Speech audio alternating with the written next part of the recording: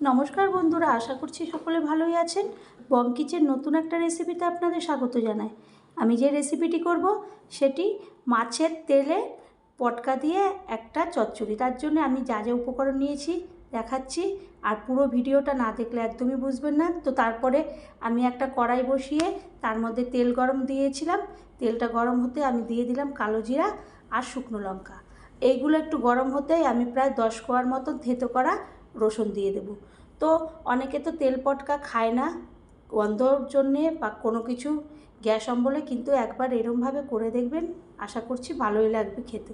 এরপরে রসুনটা একটু ভাজা ভাজা গন্ধ বেরোলে আমি প্রায় 1 বাটির মতো ঝিরিঝিরি করে কাটা পেঁয়াজ দিয়ে দেবো। পেঁয়াজটা ভাজা হবে, একটু নরম হবে, ততক্ষণ পর্যন্ত আমি অপেক্ষা করব। একটু নরম হয়ে গেলে আমি দিয়ে দেবো একটু হলুদ, দিয়ে দেবো লঙ্কার গুঁড়ো, একটু কাশ্মীরি লঙ্কার গুঁড়ো দিয়ে দেবো, আর দিয়ে দেবো লবণ। দিয়ে আমি ভালো করে ওইগুলোর মশলাগুলো ওর মধ্যে কষিয়ে নেব। কষিয়ে নিয়ে তারপরে আমি একে একে সবজিগুলো দিতে থাকবো। তো চ্যানেলটি সাবস্ক্রাইব না করলে সাবস্ক্রাইব করবেন, লাইক শেয়ার কমেন্ট করবেন, পাশে থাকা বেল বাটনটি টিপবেন, তাহলে যে কোনো রেসিপি আপনাদের কাছে সবার আগে পৌঁছাবে। তারপরে আমি দিয়ে দেবো ওর মধ্যে বরবটি। বরবটিটা দিয়ে একবার হলেও এরকমভাবে একটা তেল চচ্চড়ি করবেন, ভালোই লাগবে। বরবটিটা দিয়ে দিলাম। কিছুক্ষণ পরে ওইটা একটু নরম হলে আমি একদম সরু সরু আলু ভাজার মতন লম্বা করে আলু কেটে রেখেছিলাম, সেই আলুগুলোকে দিয়ে দেব। দিয়ে ভালো করে মশলার সঙ্গে আর বরবটির সঙ্গে আলুটা ভালো করে আমি ভাজা ভাজা করে নেব। যখন একটু ভাজা ভাজা হয়ে নরম হবে তখন আমি একটা সাইড করে খুন্তি দিয়ে ওখানে সাইড করে আলু আর বরবটিটা রেখে দেবো। ওর মধ্যে থেকে তেল যে বেরোবে সেই তেলের মধ্যে আমি তেল পটকাগুলো আমি দিয়ে দেব। দিয়ে এবার আমি ভালো করে সমস্ত তেল পটকার সঙ্গে সবজিগুলো মশলাগুলো মিশিয়ে নেব।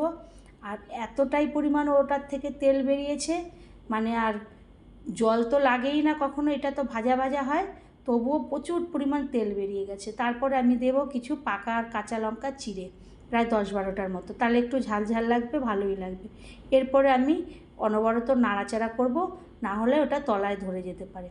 তারপরে যখন ওটা প্রায় হয়ে আসবে তখন আমি ওর মধ্যে একটা টমেটোকে লম্বা লম্বা করে কেটে রেখেছিলাম, ওই টমেটো দেব, আর দিয়ে দেব একটু চিনি। তাইলে টক ঝাল মিষ্টি সমস্ত নোনতার একটা ব্যালেন্স থাকবে চিনিটা দিলে। সেরপরে আমি ওটা দিয়ে দিলাম।